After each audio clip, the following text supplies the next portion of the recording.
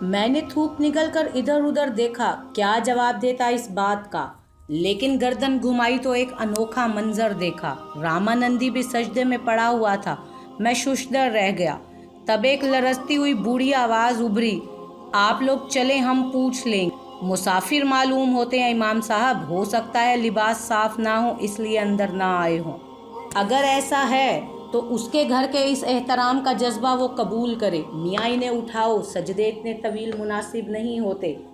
میں نے حکم دینے والے کو دیکھا، تقریباً 80 سال کی عمر کے سفید ریش انسان تھے۔ بھووں کے بال بھی سفید تھے، ڈھیلے سفید چوگے اور امامے میں ملبوس تھے۔ میں رامانندی کے قریب پہنچا اور اسے جھنجھوڑنے لگا۔ وہ اٹھ کر بیٹھ گیا، حالانکہ اچھا خاصا اندھیرا پھیل گیا تھا، مگر رامانندی کی سجدہ گاہ بھیگی ہوئی نظر آ رہی تھی۔ اس کی آنکھیں آنسوؤں سے بھری ہوئی تھیں۔ میری عقل چکرا گئی۔ رامانندی کو کیا ہو گیا؟ اسی وقت نمازیوں میں سے کسی کی آواز سنائی دی، مسافروں کے لیے کھانا لے آؤں امام صاحب؟ نہیں میاں، خانہ خدا کے مہمان ہیں، اس کے یہاں کیا کمی ہے؟ آپ کا بے حد شکریہ، گھر میں جو پکا ہے ان کے سامنے رکھ دوں گا۔ لوگ معلوم کر کے چلے گئے۔ امام صاحب ہمارے قریب ہی زمین پر بیٹھ گئے۔ وہ بغور ہمارا جائزہ لے رہے تھے۔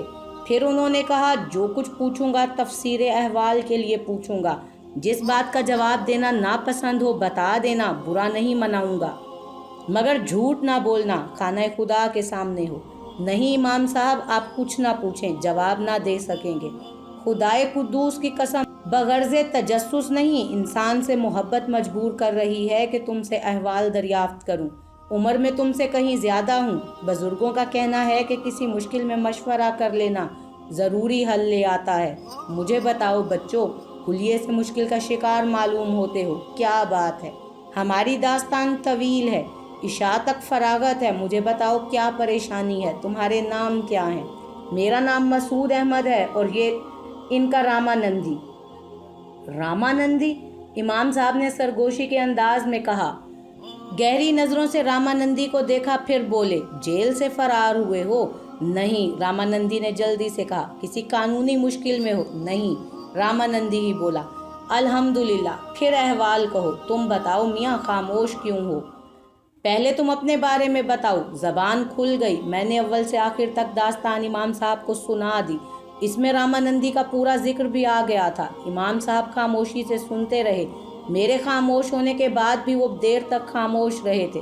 پھر وہ رامانندی سے مخاطب ہو کر بولے، عزیزی، تمہاری داستان تو معلوم ہو گئی، مگر تم سجدے میں کیوں پڑے تھے؟ تم کسے سجدہ کر رہے تھے؟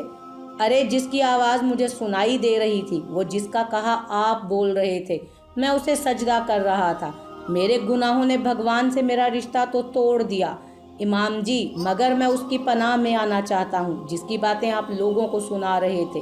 میں کالے دھرم سے نکل کر اس کے سائے میں آنا چاہتا ہوں، رامانندی نے روتے ہوئے کہا، اور امام صاحب اٹھ کھڑے ہوئے۔ آؤ، انہوں نے کہا۔ رامانندی سہما سہما ہوا سا کھڑا ہو گیا۔ میں بھی اٹھ کھڑا ہوا تو امام صاحب نے مڑ کر کہا، نہیں، تم یہاں رکو، تمہیں یہیں رکنا ہوگا مسعود میاں، جانا نہیں یہاں سے، بہت سی باتیں کرنی ہے تم سے، تاکید کرتا ہوں۔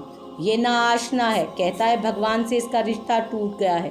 ارے باولے، نام بدل لینے سے کچھ نہیں ہوتا، افکار نہیں بدلنے چاہیے، وہیں سے کفر کی حدیں شروع ہو جاتی ہیں۔ افکار بدل کر نام بدلو تو بری بات ہے، سچ کو کچھ بھی کہہ لو، سچ ہی رہتا ہے۔ آؤ، انہوں نے رامانندی کا ہاتھ پکڑا اور اسے مسجد میں لے گئے۔ میں ڈبڈبائی آنکھوں سے ان دونوں کو دیکھتا رہا۔ اندازہ ہو رہا تھا اپنے بارے میں، اندازہ ہو رہا تھا وہ لامذہب مجھ سے بہتر ہے، وہ اندر جا سکتا ہے، اور میں وہیں سر جھکائے بیٹھا رہا۔ بہت دیر گزر گئی، رات ہو گئی، پھر وہ واپس آ گئے۔ بہت دیر گزر گئی، رات ہو گئی، پھر وہ واپس آ گئے۔ میں نے مسجد سے آنے والی مدھم روشنی میں دیکھا رامانندی کا لباس بدل گیا تھا۔ اس نے شاید امام صاحب کے کپڑے پہنے ہوئے تھے، اس کے ہاتھوں میں کھانے کے برتن تھے۔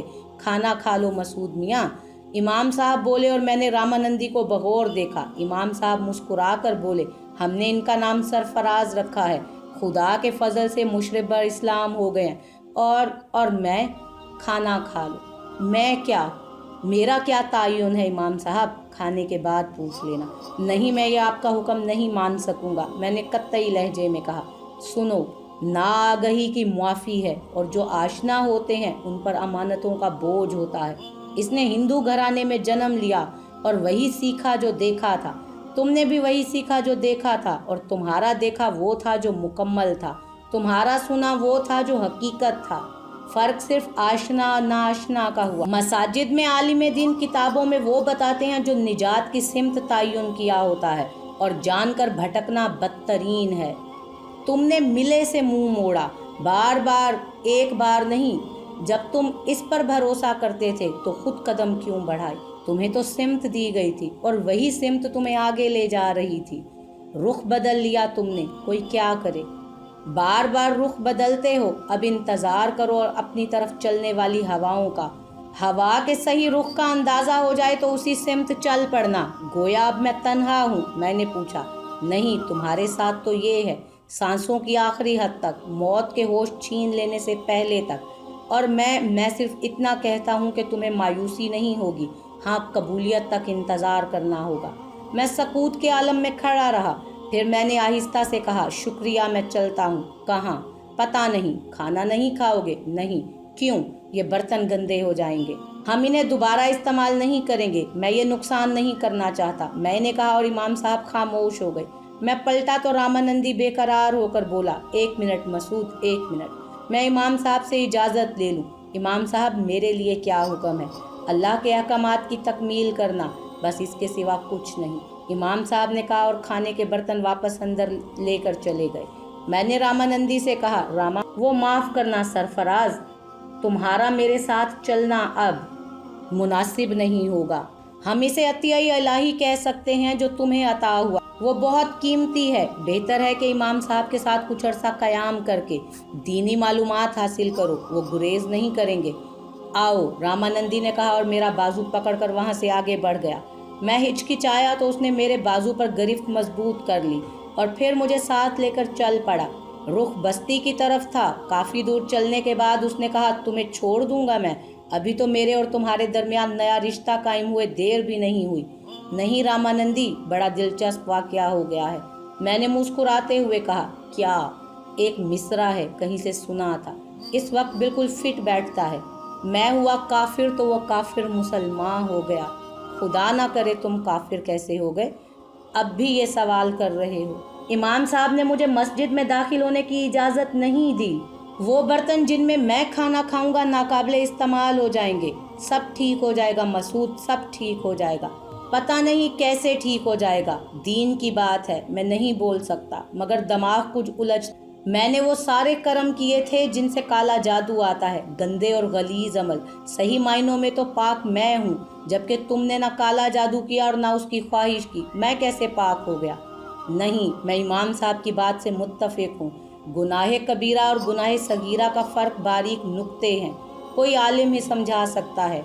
मुझे जगह जगह अपनी गलतियों की गवाही मिलनी है। बाबा फजल ने मुझे कुछ नसीहतें की थी। उन्होंने कहा था कि अमल का एक रास्ता होता है, तुम्हारे नफ्स की ख्वाहिश तहरीक शैतानी होती है, उससे बचना, मोहब्बतों के जाल में फंस कर फ़र्ज को ना भूलना। मुझे एक करामाती कंबल मिला था जिसे मुझे हर वक्त साथ रखना था, मगर रिश्तों के जाल में ही उसको छोड़कर चला आ गया और कंबल गुम हो गया। मैंने अपनी ताकत के ज़ोम में कुछ ऐसे अमल भी किए जिनके बारे में ये अंदाज़ा नहीं कर सका कि वो शैतान के बिछाए हुए जाल हैं। मुझसे ऐसी गलतियाँ बार बार हुई हैं। इमाम साहब ने तुम्हें तौबा करने के लिए कहा है। हाँ, करूँगा, मगर कबूलियत का वक्त ना जाने कब होगा और कौन सा होगा। तुम जिस रिश्ते की बात कर रहे हो, अफसोस वो कायम नहीं हो सका। क्यों? उसने पूछा। अब और कैसे समझाऊं? बता तो चुका हूँ, मैंने कहा, यानी दीन का रिश्ता। मैं इस रिश्ते की बात कब कर रहा हूँ? तो फिर मैंने उसे ताज्जुब से देखा। ओ नहीं मेरे भैया, माँ का रिश्ता कायम हुआ है मेरे और तेरे दरमियान। मैंने माँ से कहा था कि अपने दूसरे बेटे के लिए भी हाथ उठा ले, उसने ज़रूर मेरे लिए दुआ की होगी। और देख ले मसूद, मुझे माँ की दुआ से क्या मिल गया। कल माँ ने मुझसे भैया के बारे में पूछा तो क्या जवाब दूंगा? मैं खामोश हो गया। हम बस्ती में दाखिल हो गए। बाजार खुले हुए थे। एक नान बाई की दुकान पर बैठकर उसने खाना तलब किया। सरगोशी में मुझसे बोला, तुम्हें मेरी कसम मसूद, खामोश रहना। मैंने खामोशी से खाना खा लिया था। अपनी कैफियत का अंदाज़ा खुद नहीं कर पा रहा था। کیا ہو رہا ہے مجھے؟ شکایت ہے، بغاوت ہے، صدمہ ہے، نہ جانے کیا ہے، نہ جانے اس وقت میری سوچ کیا ہے۔ اب بستی چھوڑ دیں، کیا خیال ہے؟ رامانندی بولا۔ نہ جانے کون سی بستی ہے، کوئی بھی ہو کیا فرق پڑتا ہے؟ ریلوے اسٹیشن کا پتہ پوچھ لیتے ہیں، کہیں بھی نکل چلیں گے۔ تھکن ہو گئی ہے، رات گزار لیں، کل چلیں گے۔ ضرور، ٹھیک ہے، وہ سامنے پیپل کا درخت ہے، اس کے نیچے چبوترا بنا ہوا ہے، رات گزارنے کے لیے بہترین جگہ ہے۔ ہم دونوں چبوترے پر جا لیٹے۔ پیپل کی جڑ میں ایک مجسمہ رکھا ہوا تھا جس کے پاس مٹھائی کے دونے پڑے ہوئے تھے۔ رامانندی نے مجھے بتایا یہ گوبر دھن پوجا کا سامان ہے، صبح جلدی جلدی اٹھ جائیں گے یہاں سے، ہو سکتا ہے ہندوؤں کو اعتراض ہو۔ میں نے کوئی جواب نہیں دیا تھا۔ تم اب تک الجھے ہوئے ہو، ٹھیک ہو جاؤں گا، کوشش کر کے سو جاؤ، نیند سکون دے گی۔ ہاں، میں نے کہا، سر کے نیچے ایک اینٹ رکھی اور کروٹ بدل لی۔ کافی دیر خاموش رہنے کے بعد میں نے کہا، سو گئے نندی؟ یار مجھے سرفراز کہو۔ سو گئے ہو سرفراز؟ کیا بھوریا چرن کو ان حالات کے بارے میں معلوم ہوگا؟ ہو سکتا ہے، اس پر کیا اثر ہوگا اللہ جانتا ہے۔ مجھے اب بالکل پرواہ نہیں ہے، بڑا سکون ملا ہے مجھے، مسعود بیان نہیں کر سکتا۔ بھوریا چرن کا پدم معلوم ہے نا تمہیں؟ یہ کیا ہوتا ہے؟ شناختی نشان، مکڑی۔ میں نے پوچھا۔ ہاں، جہاں مکڑی دیکھ لو ہوشیار رہنا، اس کے بیر اسی شکل میں ہوتے ہیں۔ ہاں، میرا واسطہ پڑ چکا ہے، میں نے ٹھنڈی سانس لے کر کہا اور پھر خاموش ہو گیا۔ آنکھوں میں غنودگی تیرنے لگی تھی، میں آنکھیں پھاڑ پھاڑ کر نیند بھگانے لگا۔ سو گیا تو اپنے مقصد میں کامیاب نہیں ہو سکوں گا۔ رامانندی کی گہری گہری سانسیں سنائی دے رہی تھیں۔ کچھ دیر کے بعد میں اٹھا، رامانندی کو ایک نگاہ دیکھا اور پھر بلی کی طرح دبے قدموں وہاں سے آگے بڑھ گیا۔ بستی کے بارے میں مجھے کچھ نہیں معلوم تھا، بس منہ اٹھا کر چل پڑا تھا اور رفتار تیز رکھی تھی تاکہ رامانندی مجھے تلاش نہ کرے۔ میں اس کے ساتھ نہیں رہ سکتا تھا۔ سڑکوں اور گلیوں میں کتے بھونک رہے تھے۔ بستی کے آخری سرے پر پہنچا تھا کہ سیاہ رنگ کا ایک قداور کتا مجھ پر جھپٹ پڑا۔ بہت خونخوار کتا تھا اور بہت غصہ ور معلوم ہوتا تھا۔ اچانک ہی غرا کر حملہ آور ہوا تھا۔ میں بوکھلا گیا۔ قریب تھا کہ کتا میری ٹانگ پکڑ لے، لیکن اچانک ہی کسی نے اسے پیچھے سے پکڑ کر گھسیٹ لیا اور اس کی بھیانک چیخیں ابھرنے لگی۔ میں نے اسے درمیان سے دو ٹکڑے ہوتے ہوئے دیکھا۔ اس کی دونوں ٹانگیں چیر دی گئی تھیں، پھر اس کے جسم کی چندیاں چندیاں کر کے پھینک دی گئیں، اور مجھے سمجھنے میں دیر نہیں لگی تھی کہ وہ میرے بیر تھے، میرے محافظ۔ بڑا شوق لگا تھا۔ یہ کالی قوتیں مسلسل میرا ساتھ دے رہی تھیں اور دوسری طرف کچھ نہیں تھا۔ ادھر میں صرف ملون و متون تھا۔ اچانک سارے بیر حاضر ہو گئے۔ پورنا کی جے، ایک نے آگے بڑھ کر کہا۔ میری رگیں کھنچنے لگی، دماغ میں خون کی گردش تیز ہو گئی، اعصاب چٹکنے لگے۔ بمشکل تمام میرے منہ سے نکلا، نہیں، سواری کو رتھ لا دیں، نہیں، تم جاؤ، روپوش ہو جاؤ۔ جے پورنا، وہ یہ کہہ کر سب غائب ہو گئے۔ میں کچھ دیر کھڑا حواس درست کرتا رہا، پھر کیفیت کچھ تیز ہوئی تو برق رفتاری سے چلتا وہاں سے آگے بڑھ گیا۔ رفتار ہی جان کے عالم میں پہلے سے زیادہ تیز ہو گئی۔ بستی پیچھے رہ گئی اور آگے جنگل کا سلسلہ شروع ہو گیا۔ میں تاریکی میں ٹھوکریں کھاتا آگے بڑھتا رہا۔ راستے کا کوئی علم نہیں تھا، بس قدم اٹھ رہے تھے۔ جنگل ختم ہو گیا تو میدان نظر آنے لگا۔ اکا دکا خودرو درخت نظر آتے رہے۔ چلتا رہا۔ بہت دیر کے بعد کہیں دور سے گڑگڑاہٹ کی آواز سنائی دی اور پھر ایک تیز روشنی جس کے عقب میں ننھی روشنیاں ٹمٹماتی گزر رہی تھیں۔ ریل تھی جو کچھ دیر کے بعد آنکھوں سے اوجھل ہو گئی۔ چلتے چلتے تھک گیا تھا، رات ابھی اچھی خاصی باقی تھی۔ جگہ تلاش کرتا رہا، جہاں بیٹھا تھا وہیں بیٹھ گیا۔ تھکن کے مارے برا حال ہو رہا تھا، نیند کے جھونکے بھی آ رہے تھے، چنانچہ لیٹ کر آنکھیں بند کر لی۔ سونے کی کوشش کرنے لگا، دماغ کو آزاد چھوڑ دیا تھا، اس لیے نیند آنے میں دقت نہ ہوئی اور سکون کی وادیوں میں پہنچ گیا۔ صبح کو پرندوں کی چہچہاٹ اور جنگلی خرگوشوں کی بھاگ دوڑ سے آنکھ کھل گئی۔ جاگنے کے بعد آس پاس کے مناظر دیکھے، بس وہی ویرانہ جو میری تقدیر کی مانند تھا۔ تاحد نگاہ کچھ نظر نہیں آتا تھا سوائے ٹیلی فون کے تاروں کے، ان کھمبوں کے جو فاصلے فاصلے سے لگے ہوئے تھے اور ان کے بیچ تاروں کا رابطہ تھا۔ پتہ نہیں آبادی کتنے فاصلے پر ہے، لیکن یہ کھمبے کسی آبادی کی جانب میری رہنمائی کر سکتے ہیں۔ اٹھا تو چکر سا آ گیا، احساس ہوا کہ بھوک اور پیاس نے نڈھال کر رکھا ہے۔ خشک ہونٹوں پر زبان پھیری، سر داہ بھر کر بیٹھ گیا۔ بھلا اس بے آب و گیا ویرانے میں کھانے کا کیا تصور ہو سکتا ہے؟ قدرتی طور پر بھی یہاں کچھ نہیں تھا، بس جگہ جگہ بدنما جھاڑیاں اگی ہوئی تھیں۔ कहीं कहीं बड़े बड़े झाड़ थे जो बास जगह खासे इलाके में फैले हुए थे। यही फैसला किया कि मैं इन तारों को देखता हुआ आगे बढ़ता रहूं। पेट में चूहे दौड़ रहे थे, हलक खुश्क होने लगा, लेकिन बेकार था सब कुछ, बेकार। तकरीबन 100 गज के फासले पर एक झाड़ उगा हुआ था। उसके पीछे से गुजरकर दूसरी से पहुंचा तो आंखें दहशत के मारे फटी की फटी रह गईं। एक दरी बिछी हुई थी जिस पर सफ़ेद चादर बिछी थी। चादर के कोने वजनी पत्थरों से दबे हुए थे। दरमियान में खुश्क मेवे और फल, गोश्त के भुने हुए टुकड़े रखे हुए थे। मैं साकित रह गया। दूर दूर तक नजरें दौड़ाईं, लेकिन क्या मजाल के किसी इंसानी वजूद का एहसास भी हो जाए। सारी चीजें तरोताज़ा थीं और आज़ाद चीख रहे थे कि लपक और शिकम शेर हो जा। लेकिन ये सब आया कहाँ से? दूसरे ही लम्हे अंदर से मायूसी की एक घुटी सांस निकली और याद करने पर याद आया कि ये सब कहाँ से आ सकता है। भूखा प्यासा था। मेरी ख्वाहिश को मेरे बेरों से ज्यादा और कौन जान सकता था। जरा सी देर के लिए जहन की कैफियत डामाडोल हुई। दिल ने कहा कि पेट जो तलब कर रहा है उसे नज़रअंदाज मत कर, सारी बातें इसके बाद शुरू होती हैं। चुनाचे पहले इस मसले से निपटा जाए और उसके बाद सोचा जाएगा कि आगे क्या करना है। 2 कदम आगे बढ़ा तो कानों में आवाज उभरी कि तौबा तेरे साथ है, तू तन्हा नहीं है। तौबा के दरवाजे उस लम्हे तक खुले रहेंगे जिस लम्हे तक तेरी सांसें तेरे बदन में होंगी। आगे बढ़ते हुए कदम रुक गए। मैंने आंखें बंद कर ली और उसके बाद रुख तब्दील कर लिया। तेज रफ्तारी से वहां से दूर निकल आया। काफी दूर जाने के बाद जब एक पत्थर से ठोकर लगी तो एकदम आंखें खोल कर देखा। वो पत्थर नहीं था, एक बड़ा सा बर्तन था जिसमें खाने पीने की अशिया रखी हुई थी। मैंने पलटकर हैरानी से उसी झाड़ को देखा। इतना फासला तय करने के बाद भी मैं वहां से दूर नहीं निकला था। लेकिन यहाँ तो झाड़ का नामो निशान नहीं था। वो झाड़ तो बहुत पीछे नजर आ रहा था। मगर फिर ये बर्तन। मैंने दांत पीसे और एक जोरदार लात सामने रखे हुए बर्तन पर दे मारी। उसमें रखी हुई अशिया जमीन पर लुढ़क गई और मैं वहां से आगे दौड़ने लगा।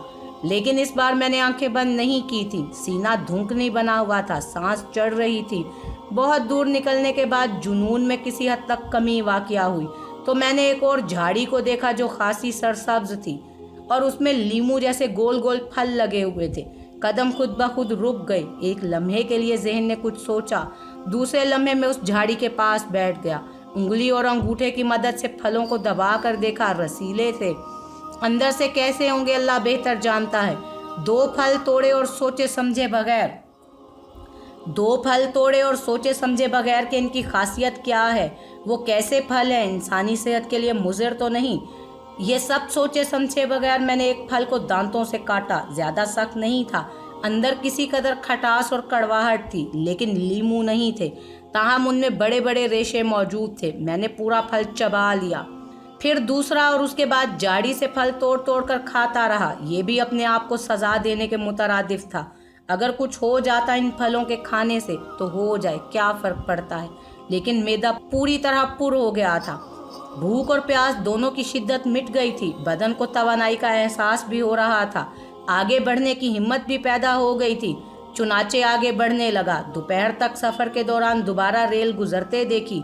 इसका मतलब है कि फासले पर ही आगे आबादी ज़रूर मिल जाएगी। मनाजिर बदल रहे थे। ज़मीनों पर कुछ मुतअद्दिद निशान नज़र आए जो चूने से बनाए गए थे। फिर टायरों के निशान भी नज़र आए और इसके बाद एक बाकायदा पगडंडी। मज़ीद कुछ दूर चलकर उस पगडंडी पर एक जीप देखी। गुजरगाह वही थी, चुनाचे इधर से ही गुजरा। मगर ये देखकर हैरत हुई कि जीप खाली थी, उसके आसपास कोई मौजूद नहीं था। हैरान कुन बात थी, यहाँ इस वीराने में ये जीप कौन छोड़ गया। फिर एकदम हंसी आ गई। ये भी शायद मेरे बेरों का एहसान था। उनका रथ जदीद हो गया था। अभी यही सोच रहा था कि कदमों की चाप सुनाई दी। मैंने पलट कर देखा। मजबूत जिस्म का मालिक कोई 33-34 साला शख्स था जो हाथ में मोबिल ऑयल का डब्बा संभाले आ रहा था। उसने मुझे भी देख लिया था और रफ्तार तेज कर दी थी। शायद सोच रहा था कि कहीं जीप लेकर भाग ना जाऊं। करीब पहुंचकर उसने मशकूक नज़रों से मुझे देखा। क्या बात है, उसने पूछा। कुछ नहीं भाई, इधर से गुजर रहा था कि ये जीप खड़ी हुई देखी। हैरान हो रहा था कि इसका मालिक कहाँ गया। रेडिएटर खुश्क हो गया था यार, मुसीबत बन गई। दूर दूर तक पानी का पता नहीं था। बहुत दूर जाकर एक नाली से पानी मिला। लानत है, उसने गर्दन झटकी, जीप का बोनट खोलने लगा। मैंने आगे बढ़कर उसकी मदद की थी। वो बोला, बाज़ औक़ात एक छोटी सी हिमाकत इतनी बड़ी हिमाकत और मुसीबत बन जाती है कि बस मज़ा आ जाता है। हालांकि पानी का गैलन साथ रहता है, मगर हिमाकत हो गई। जानते हो क्या? उसने रेडिएटर में पानी उंडेलते हुए कहा। क्या हुआ? मैंने पूछा। साइड से जाते हुए मैंने गैलन निकाल कर शमसू को दे दिया और कहा कि पानी भर लाए। वो गैलन लेकर उधर गया और मैं जीप स्टार्ट करके चल पड़ा। याद ही ना रहा कि शमसू को पानी लाने के लिए भेजा था। वो तो शुक्र है कि मोबिल ऑयल का ये खाली डब्बा गाड़ी में पड़ा मिल गया, वरना गए थे। उसने रेडिएटर फुल किया और उसका ढक्कन लगाकर बॉनेट गिरा दिया। फिर चौंक कर बोला, मगर तुम यहाँ कहाँ घूम रहे हो? तलेरी से आ रहे हो? मैंने कोई जवाब नहीं दिया तो खुद ही बोला, रेल में बैठ गए होते, 1.25 रुपया लगता है सांसी का। सांसी ही जा रहे हो ना? हाँ, मेरे मुंह से निकला।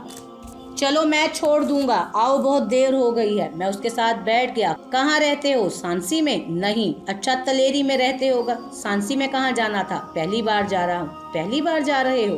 हाँ। क्यों जा रहे हो? उसके अंदाज में तमस्खर था। किसी नौकरी की तलाश में? नहीं, एक ख्याल के तहत मैंने जल्दी से कहा।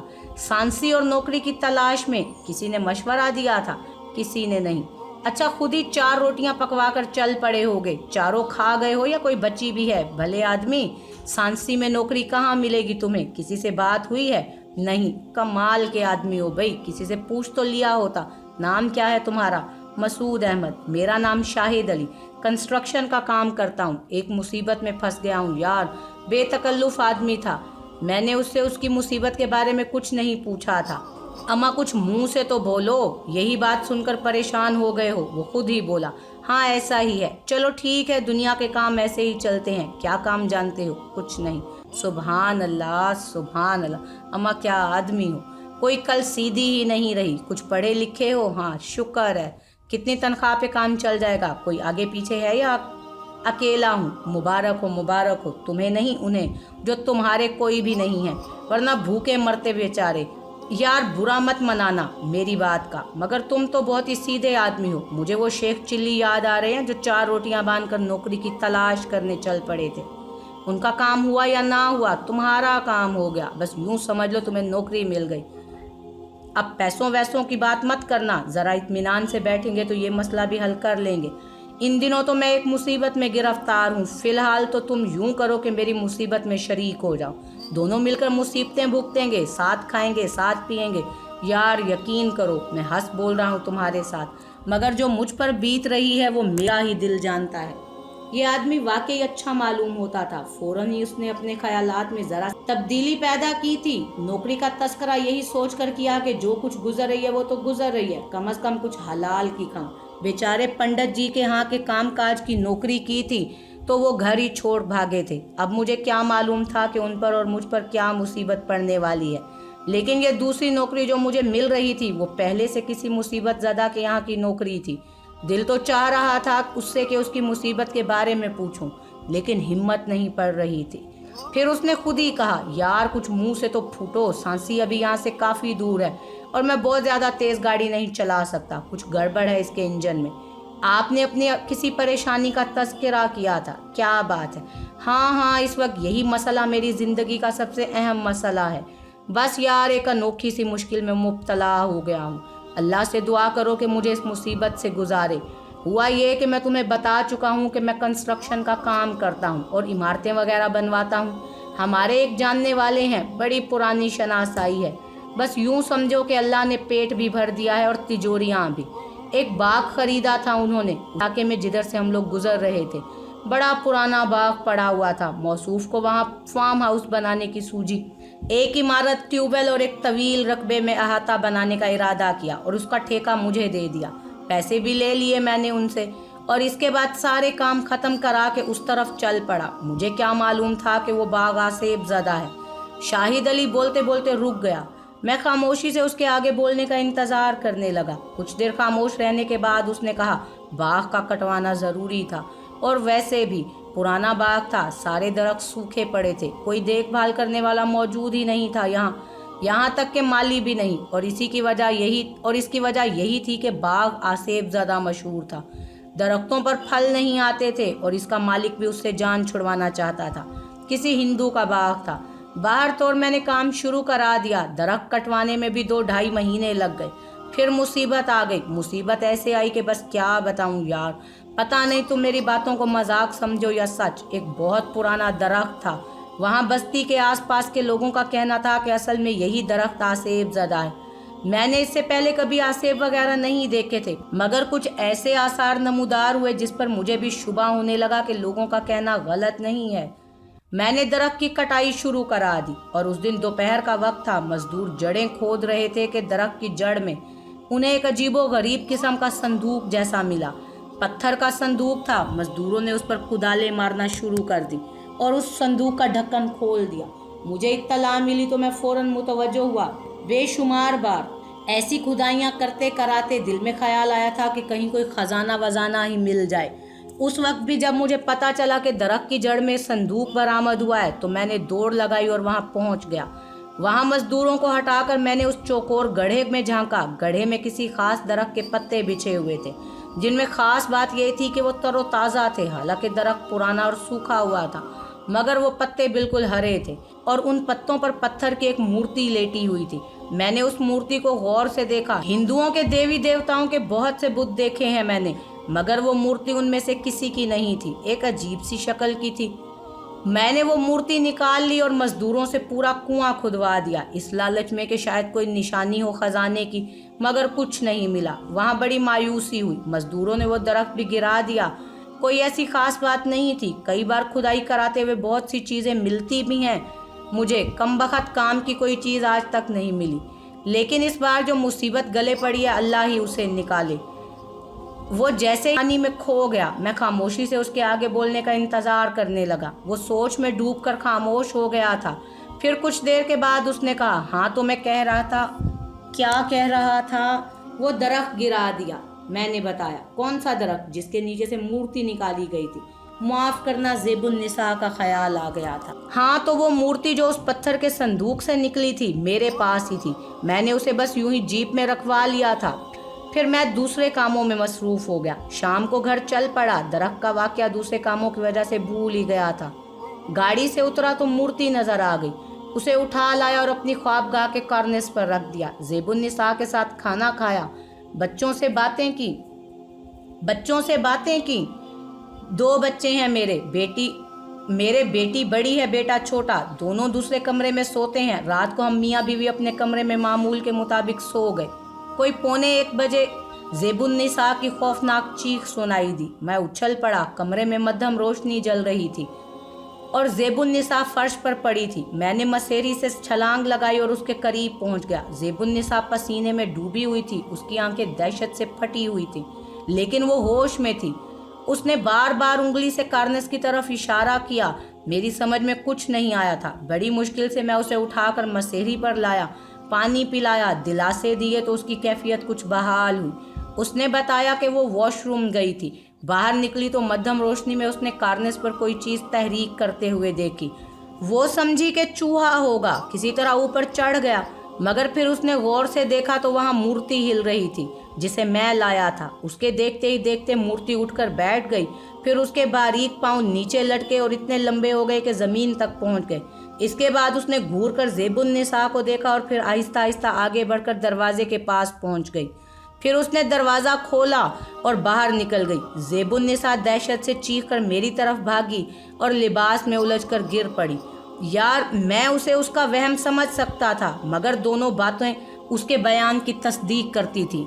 मूर्ति कार्निस से गायब थी और दरवाज़ा खुला हुआ था।